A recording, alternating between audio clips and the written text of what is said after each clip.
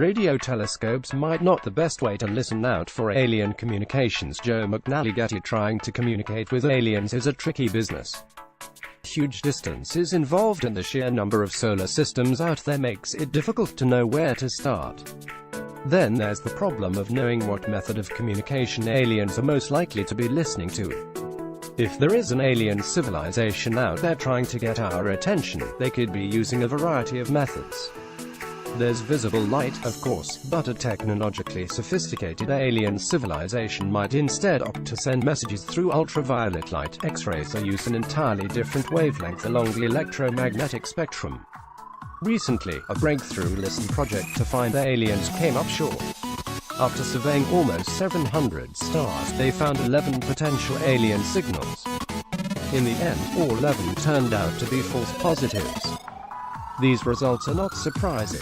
The researchers looked at each star for 15 minutes, using a radio telescope. In order for us to discover a distant transmitter, they'd have to ping us in just the right time window, says Renee Heller, astrophysicist at the Max Planck Institute for Solar System Research. It'd also have to be using the same frequency we are listening in. This is NASA's plan to get 59 more trips out of its aging spacesuits. This breakthrough listen project did exactly what was needed to find if we have neighbors unintentionally shouting to the rest of the galaxy on the radio dial, using comparable radio technology to our own, says Jamie Matthews, professor of astrophysics at University of British Columbia. So what's the next step?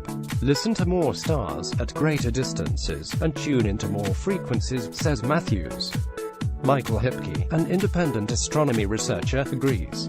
That is why he set out to compare all the possible ways we have of communicating between solar systems. I believe their search for radio signals is mostly useless, because radio is an immature and inefficient way to communicate over interstellar distances. Hipke says, if we'd have an outpost at the nearest star next year, we'd certainly not use radio signals to communicate. Instead, current technology would favor optical UV lasers, he says. Better technology would use even higher frequency communication, like X-rays. In a new paper published on the Arxiv server, Hipke found that if we were to use photons, the fundamental particle that makes up visible light, to communicate across galaxies, we should aim to send them at wavelengths of around 1 nanometer, which would place the waves in the X-ray part of the electromagnetic spectrum.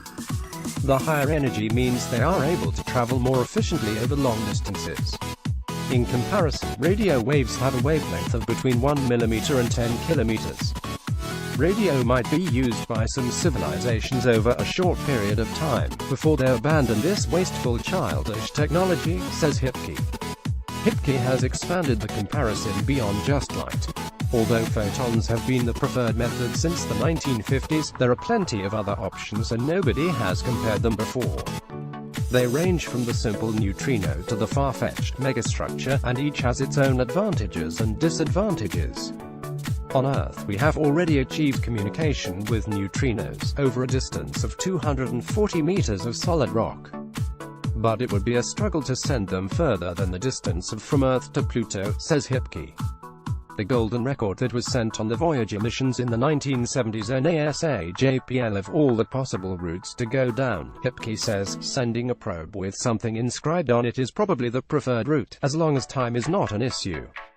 We have already tried this with a golden record vinyl on the Voyager 2 spacecraft that launched in 1977 and plaques on the Pioneer spacecraft with engraved images on metal and stone. You can now buy a copy of the vinyl from Voyager missions for $50 if you want to hear what was sent to the aliens. Megastructures. One of the more extreme ways to communicate with aliens could involve building a huge artificial object and launching it into space so it passed in front of stars. In a 2005 paper, Luke Arnold proposed a way to detect artificial objects in the same way we detect exoplanets, known as the transit method. The method works by watching the light dim as something moves in front of the star.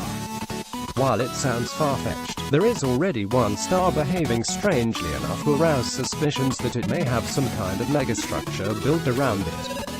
Because of its strange and unpredictable dips in brightness, KIC 8,462,852 has spawned theories ranging from clouds of comets to an exploding planet.